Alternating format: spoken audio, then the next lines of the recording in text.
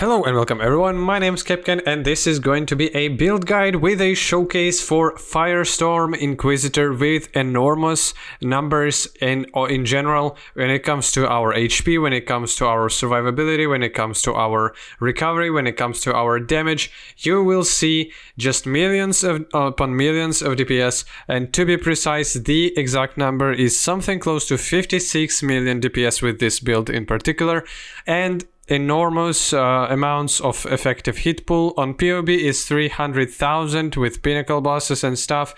We do have more than 5,000 life regen rate. We do have some life leech as well. So the recovery is great. Effective HP numbers are just enormous, and this build does pretty hard hitting damage. So it is a very good just bossing build. It is a very good build in general. It costs a bunch, so it's not a cheap one, but still it's quite a cool skill. I love Firestorm, especially whenever it got reworked into what it's currently. I love visuals. If you do love this skill and if you want to play this build, then it's definitely a pretty cool, interesting build for you. This build in particular is a blood magic build, which means that yeah, we don't really have any mana, but we do have enormous amounts of health, of life, and we're spending our life on skills.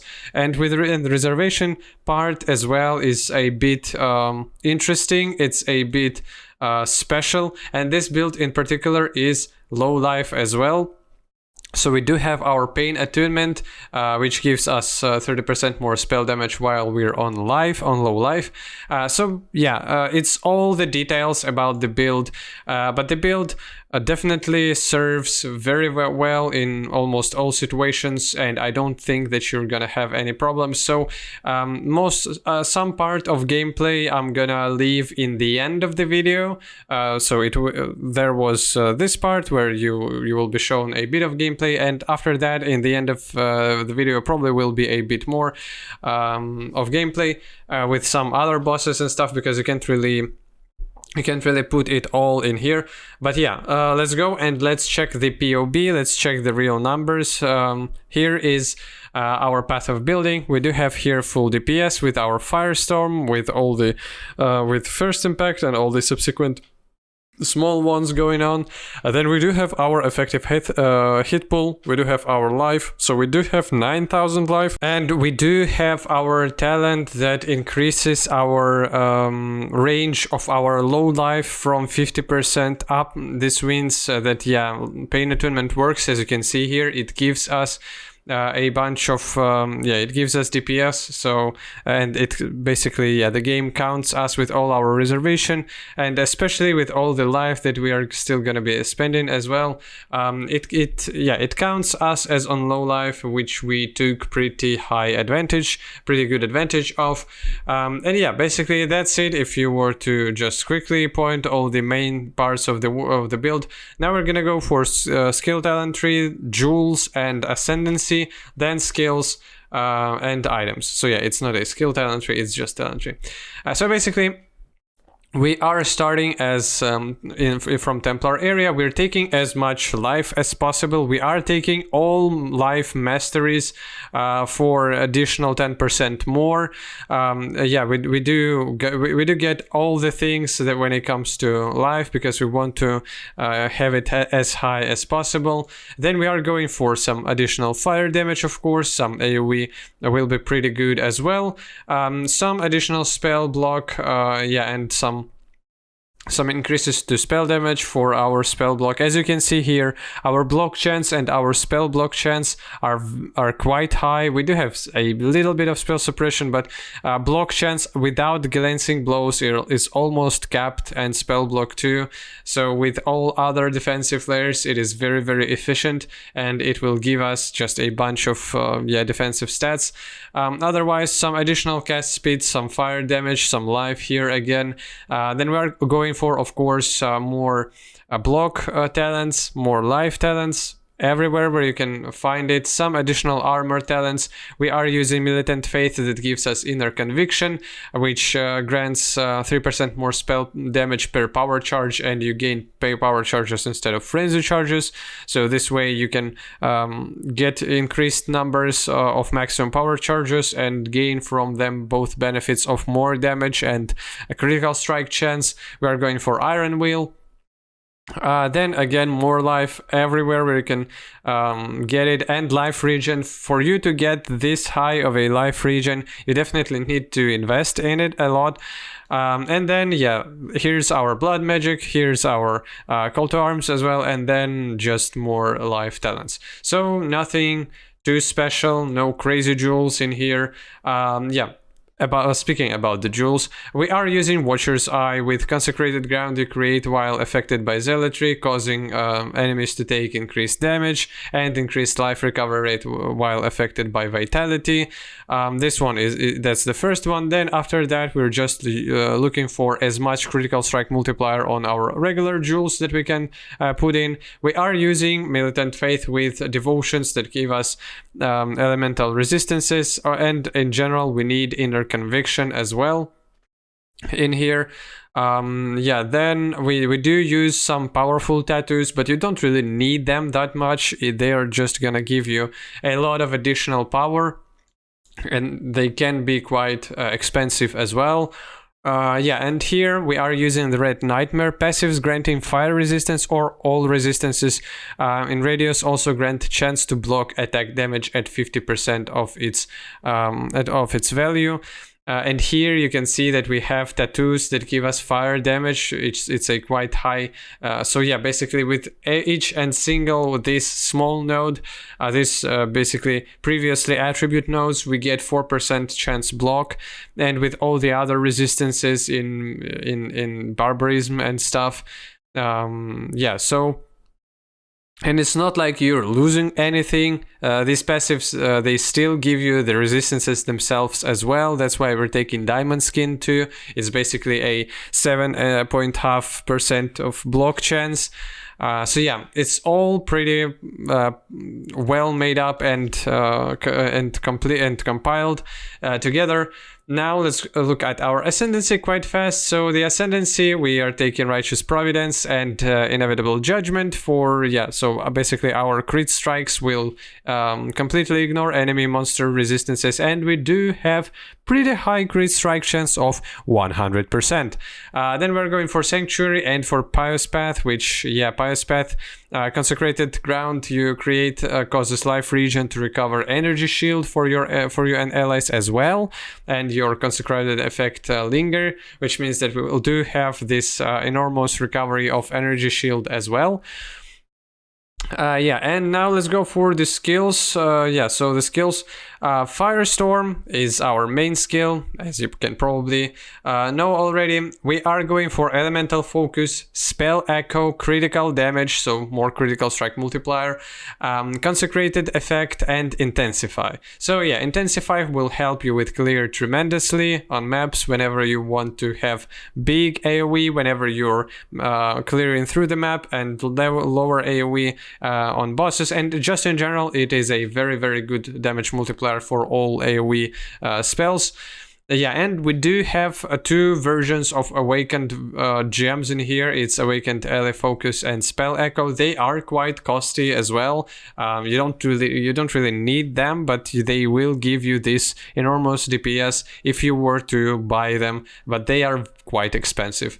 Yeah, now then, of course, we are using our Assassin's Mark as we don't really need curses to decrease enemies' resistances, because we do ignore those resistances, so minus res wouldn't help us at all. Yeah, and that's why we're using Assassin's Mark, which gives us even higher crit strike chance on enemies. Especially it's very good with spells where you can't really get high base crit strike chance, so it will give us additional power in that terms, and crit strike multiplier as well, and power charge generation too. Then we are using Vitality and Petrified Blood. Then here in our, just in gloves, we're using Stormbrand with power charge on crit. That's how you will generate power charges on bosses as well. Then Culling Strike and Overcharge. So for this one is for the shocks. To apply good shocks on enemies. Then Frost Shield, Divergent version. Which is quite important here. Shield charge, Frost Blink for dodges, and faster attacks for shield charge to feel better. Enduring Cry, endurance charge generation, and life regen as well. Cast when damage taken with Immortal Call for your defenses. And here it's a Righteous Fire with Eternal Blessing and Zealotry. We do have enormous life regen, which means that we can toggle up the Righteous Fire, and it's the Divergent one, so buff grants even more additional spell damage increase, and with uptime of this, so whenever you're popping or you're just playing with Righteous Fire, it grants you big juicy more spell damage, which with our life regen wouldn't be a problem to maintain at all. And Eternal Blessing is just we don't have enough mana, so yeah. Eternal Blessing supports aura skills that reserve life or mana to create auras around you. Some reduced aura effect, blah blah blah, have no reservation. Non-curse auras from supported skills have increased effect. Supported skills also count as blessing skills. You can only have one aura on you from your blessing skills. Your non-blessing skills, which reserve mana and are disabled, while you have an aura from a supported skill on you. Your non-blessing skills, which reserve mana, are disabled. So yeah, that's basically how it works, and it's an anomalous version of Zealotry, which you and your nearby enemies have additional critical strike multiplier. So that's basically it.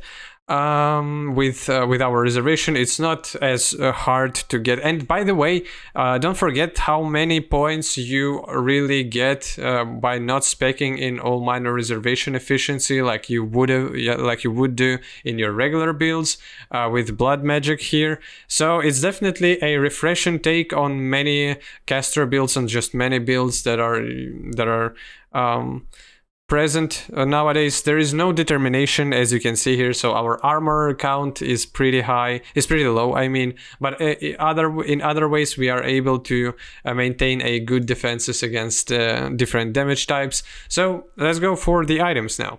When it comes to the items, we are utilizing Hidden Wand here, which gives us additional cast speed.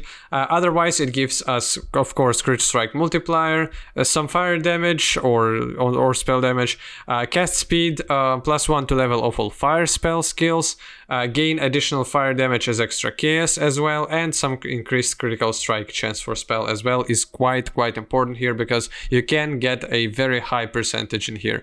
Then we are using Wrathpith Globe, which gives you chance to block, chance to spell damage, and again increased critical strike chance for spells per 100 player maximum life, increased spell damage per 100 player maximum life, and sacrifice percentage of your life when you use or trigger a spell skill, which that is a cost for you to pay, yes, but we do have again our very high life regen rate, which would make this not as much of a problem at all. Then when it comes to our helmet, as you can see here, it has an enchant for increased Assassin's Mark curse effect. Otherwise, physical damage from hits taken as fire damage, some additional cast speed, again more phys damage taken from hits taken as fire damage, some chaos res, life regen, and maximum life as well. With our body armor, it's Infernal Mantle with pretty powerful corruption here, +2 level of socketed AoE gems, which will make damage of your main skill Firestorm way higher. But without it, you still can play the Infernal Mantle itself. Gives us +3 to level of socketed fire gems. It has increased global critical strike chance, pretty high count of energy shield, 15% of fire damage converted to chaos damage, and increased spell damage taken when on low mana, which it doesn't really matter to us. because we do have blood magic. And now when it comes to our gloves, we do have here our fire damage leached as life, chance to unnerve enemies, which is an additional damage increase taken by enemies, increased life regen rate, which is a necessary stat for you to have, a bunch of resistances and chaos res as well, just some life and increased armor too. Now we are using increased life regen again on our boots as Eldritch implicit. Again, additional regeneration, some increased action speed wouldn't be bad as well. So maximum movement speed as possible, high resistances, increased life regeneration rate, otherwise just some life. With Amulet, it's Replica, Dragon Fangs, Flight. It's not the first build where you can see me talking about this Amulet. It's quite a powerful one. It gives you +3 to level of any skill in the game. So there are versions of Replica, Dragon Fangs, Flights. For all skills in the game, and for spell gems it is very powerful thing. So yeah, +3 levels, it's very good. Allocates Golem's blood as anointment, so it gives you some attributes by itself, some elemental, all to plus to all res, increases reservation efficiency, and by the way, not mana reservation efficiency, just reservation efficiency of skills.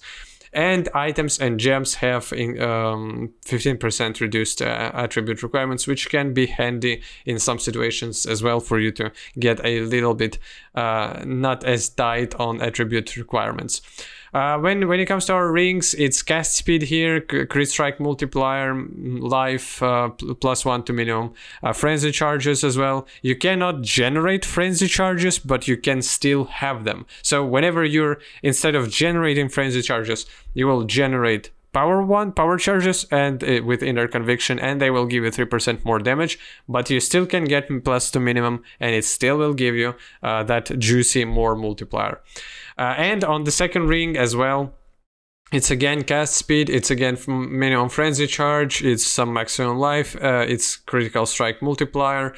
With belt, it is a high number of health, so maximum life, it's the one of our main stats as well. Percentage life increase as well, then chaos resistances, some attributes, and abyssal socket, so it's a Stygian Vice base, which probably will be very, very pricey. So if you can't really afford it, then you can definitely skip a thing or two here, especially if you're making things on way lower budget. But there's nothing crazy without some crazy item without the build wouldn't just work. So yeah, you can downscale everything for you to have lower DPS or lower survivability. So yeah, with Abyssal Jewel, we do have here added fire spell damage, so flat spell fire damage, very high. Then otherwise some maximum life and increased cast speed, which is definitely good. We are using Ruby Flask. You probably already saw that we were converting all the physical damage taking as possible to fire damage taking. That's why it's very convenient to use Ruby Flask. And we are playing with Righteous Fire, and Righteous Fire deals you fire damage, so 20% less fire damage will be very efficient. So yeah, and just regular things here. Life regeneration per second during effect is quite powerful as well. Then otherwise, Granite Flask with some either increased movement speed or maybe armor. Diamond Flask for increased critical strike chances. Quartz Flask for phasing and 10% chance to spell suppress wouldn't be bad as well, with some increased cast speed, as you can see here. And Rot Gut, which it's basically it is an increased movement speed. It consumes frenzy charges and gains you onslaught with that. But yeah, that's a completely different thing. The main thing here, it is 50% chance to gain a flask charge when you deal a critical strike. It is a very high chance to gain flask charge that you can't really get on regular Quicksilvers or just regular utility flasks. There's like 25-30% there. And we're dealing critical strikes constantly, and our Quicksilver Flask will always be up. and that's basically the thing with the build. So this is how the build works. It is a very powerful it's a very powerful build that I hope you will enjoy if you will want to play it. Definitely subscribe to the channel if you want more content like this. POB will be in the description to the video. And yeah, hope you're having a good time. Bye bye.